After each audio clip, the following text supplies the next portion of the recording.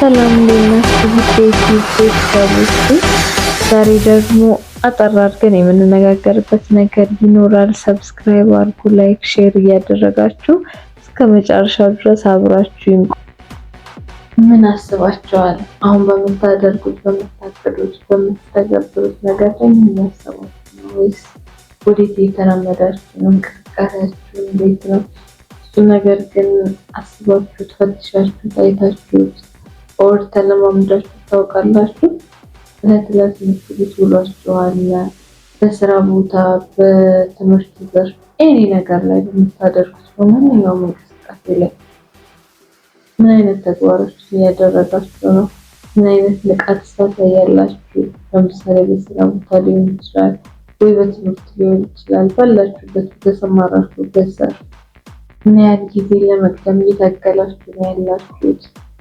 ለምሳሌ የምታቀዱት ነገር፣ ልትተገብሩት ያሰባችሁት ነገር ምን ያህል እርምጃዎችን ጀምራችሁበታል ነው? አሁንም ትናንትና ላይ በቆማችሁበት ቦታ ላይ ነው የምትገኙት? ለምሳሌ እንበልና ነገ ላይ ያሰባችሁት የሆነ ነገር ልታደርጉት ያሰባችሁት ድርጊት ካለ ያንን ለማድረግ ምን ያህል ተነሳሽነት፣ በምን ያህል ደረጃ እንቅስቃሴ ጀምራችኋል? መቼም ሁላችንም ዓላማ አለን። ያንን ነገር ለማሳካት ምን ያህል እየተራመዳችሁ ነው? ፈጥናችሁ ሄዳችሁ ነው ወይስ ባላችሁበት ቦታ ቆማችኋል? ወይስ በጣም ሌት ሆናችኋል? የትኛው ምርጫ ነው እናንተ ሊገልጻችሁ የሚችለው? አንደኛ ነገር ማስተዋል ያለባችሁ ነገር ይሄንን ነው። ነገሮችን በድግግሞሽ የከበዳችሁ ነገር ሊኖር ይችላል። በጣም መራመድ በቃ ልትሄዱበት ልትደርሱበት የፈለጋችሁበት ነገር ሊኖር ይችላል። ያንን ነገር ደግሞ በድግግሞሽ ነው ነገሮችን እናሳካ የምንችለው። እንሞክራለን፣ አይሆንም። እዛ ነገር ላይ ለመድረስ ግዴታ በድግግሞሽ ነገሮችን መለማመድ አለብን። አንደኛውና ዋናው ቁልፉ ነገር እሱ ነው። ሌላው ነገ ላይ ስንቶቻችንን ይህንን ቪዲዮ የምንመለከት? ምን ያህሎቻችን አስተሳሰባችሁን ገምግማችሁ ታውቃላችሁ? ስንቶቻችሁስ በውስጣችሁ ያለውን አስተሳሰባችሁን ወደ ተግባር ለመቀየር አስባችሁ ታውቃላችሁ? ጊዜ እንደሆነ እንደ ፈጣን ጸሐፊ ብዕር ነው አይደለም የምንለው? ስንቶቻችን ካለንበት ለመንቃት ሞክረን አስበን እናውቃለን? በነገራችን ላይ አእምሯችን እንደ ፈጣን ጸሐፊ ብዕር ነው። ጥሩ ነገር ከሰጠነው እናም ደግሞ በዛው ልክ ደግሞ መጥፎ ነገር ከሰጠነው መልሶ በተመሳሳይ ነው። ልናደርገው ያሰብነው ኤኒ ነገር ሊኖር ይችላል። ለምሳሌ ጠዋት ስንነቃ እንቅልፋችን የዕለት ተግባራችን እንዴት ነው ልንጀምር ያሰብነው? ስንቶቻችን መስለን ማለዳችንን በንቃት የምንጀምረው? ይህ ማለት ወይ በአካል ብቃት እንቅስቃሴ የዳበረ እለት ልንጀምር እንችላለን፣ ወይ ደግሞ በመልካም ንግግር ወይ ዛሬ እኮ በጣም ደስ የሚል ቀን ነው፣ ዛሬ የኔ ቀን ነው፣ ዛሬ ያሰብኩትን ሁሉ የማደርግበት ቀን ነው ብለን ማለዳችንን በመልካም ንግግር፣ ደስ በሚል ንግግር እንጀምራለን። ለራስ በሚደረግ ማበረታቻ ቃል የተገነባ እለት ስንቶቻችን እንጀምራለን? እዚህ ላይ ትኩረት ልናደርግበት ይገባል። ምክንያቱም ዋናውና ፎከስ እናደርግበት የሚገባው ነገር ጅማሬያችን ላይ ነው። ማለዳችንን በጥሩ እና ደስ በሚል ነገር ከገነባን ቀኑ ሁሉ የኛ ነው። መጥፎ ነገር እንኳን ቢያጋጥመን ቦታ እንሰጠውም። እለታችንን ደስ በሚል መልካም ነገር ስለጀመርነው የተሻለና አሪፍ የሚባል እቅዳችንንም የምናሳካበት እለት እናደርገዋለን። ሌላው ደግሞ ሁሌም ቢሆን ጠዋት ላይ ነገሮችን ስንጀምር ወይም ወደ ውሎ ተግባራችን ስንሰማራ አደርገዋለሁ፣ ፈጽማለሁ ብለን ያሰብነው ኦር ያቀድነው ነገር ሊኖር ይችላል። በመጀመሪያ ትኩረት ሰጥተን ያንን ነገር ልናደርግ ያሰብነውን ማሰብ አለብን። ከተለያየ አቅጣጫ በቃ ይሄ ቢሆን ይሄ ሊሆን ይችላል ብለን ድምዳሜ ሰጥተን ያንን ነገር በደንብ አድርገን አስተውለን ልናስብበት ይገባል። በተጨማሪ ደግሞ ማመን አለብን። እኛ ያለምንበት ነገር ድርጊቱን ወይም ልናደርግበት ያሰብነውን ነገር እናሳምናለን ብለን መጠበቅ የለብንም።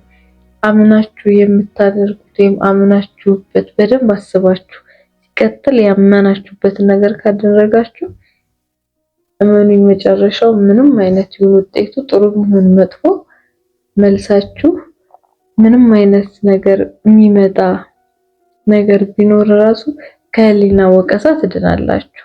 ይህንን ነገር በደንብ ልታስቡበት ይገባል።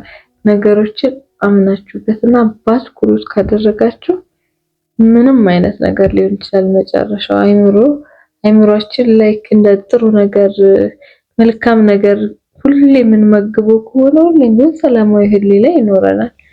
በስራ ቦታችን ደስተኛ ሆነን በትምህርት ኢንቫይሮመንት እኔ በተሰማራንበት ቦታ ከራሳችን አልፎ ለሰዎች ልናደርግላቸው የምንችለው ራሱ በጣም ብዙ ነገር አለና እለት እለት ሰላማዊ ህሊና እንዲኖረን ሁሌም ቢሆን መልካም ነገር ማድረግ አለብን። ህሊናችንን የሚቆረቆረን ወይ የሚጸጽተን ነገር ማድረግ በፍጹም የለብንም እና ነገሮችን በዚህ መልኩ ማለዳችንንና እለታችንን በማስተዋል በመልካም ቃል የተገነባ ደስ በሚል አካል ብቃት እንቅስቃሴ ሰው እንደ ፍላጎቱ ነው መንፈሳዊ ቦታ ሄዶ መንፈሱን የሚያረጋጋል። በአካል ብቃት እንቅስቃሴ መጽሐፎችን በማንበብ ወይ ደግሞ ደስ የሚሉ ነገሮችን በመስማት በእነዚህ ነገሮች ጠዋታችንን ከጀመርን ደስ የሚል ውሎ በንቃት የሚጀመር ውሎ ይኖረናል ማለት ነው። ሌላው ደግሞ አስተሳሰብን ማስተካከል በድግግሞሽ የሚመጣ ነገር ነው። ጥሩ መጽሐፍትን በማንበብ ሀሳባችንን ከተግባራችን ጋር በማጣጣም ትክክለኛ የሆነውን መልስ አእምሮአችን እንዲሰጠን ማድረግ እንችላለን። ለምሳሌ ያላችሁበት አካባቢ እናንተን ይቆጣጠራል ወይስ ደግሞ አእምሮአችሁ አካባቢያችሁን ይቆጣጠራል?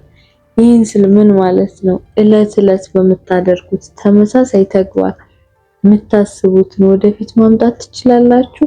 ያንን ነገር ማድረግ ትችላላችሁ ወይ?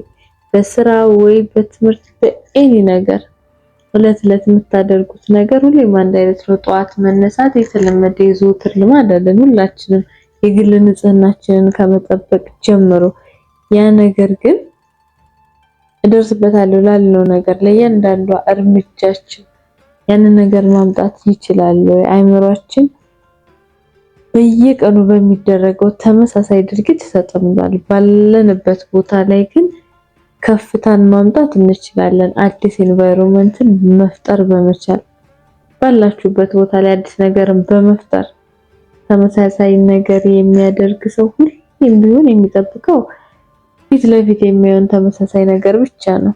በንቃት ግን አእምሮአችንን መቀየር እንችላለን።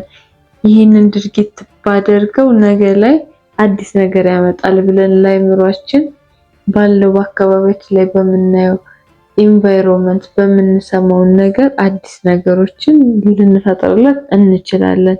ይሄ ደግሞ የተሻለ ተግባር ለማድረግ ያግዘናል ማለት ነው።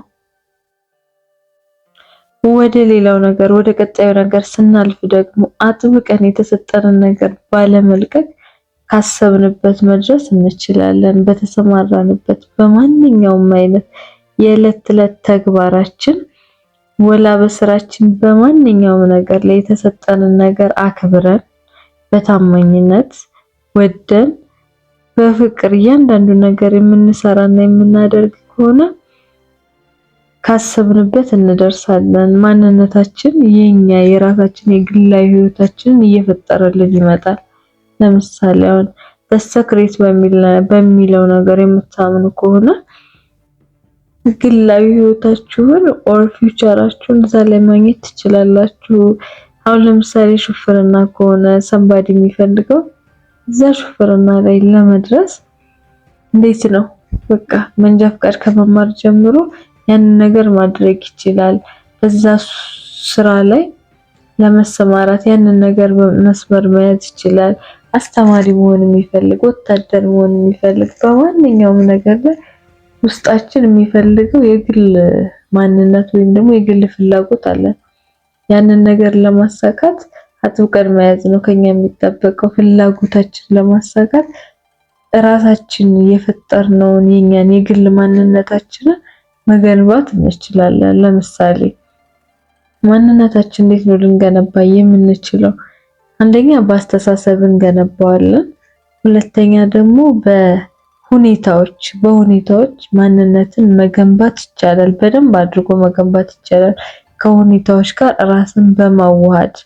ሌላው ደግሞ እነዚህን ሁኔታና አስተሳሰባችን ደግሞ ወደ ተግባር በመቀየር በእነዚህ ሁሉ ነገሮች የግል ወይም ግላዊ ማንነታችንን መገንባት እንችላለን እና ንቁ መሆን ደግሞ አለብን። ለማንኛውም ነገር ንቁ ሆነን ተግተን ግላዊ ማንነታችን ላይ በጣም አትኩሮት ከሰጠንበት የኛ የራሳችን ነው በቃ።